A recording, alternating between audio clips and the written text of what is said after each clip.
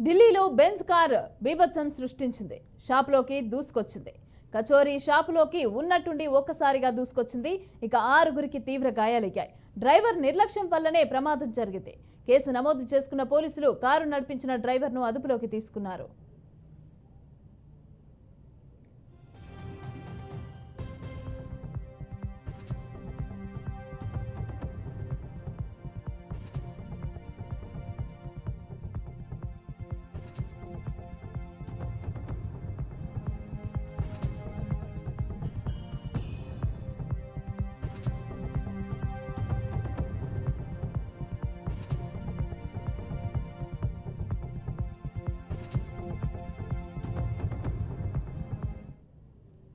ఢిల్లీలో Benz car బీభత్సం సృష్టించింది. షాపులోకి దూసుకొచ్చింది.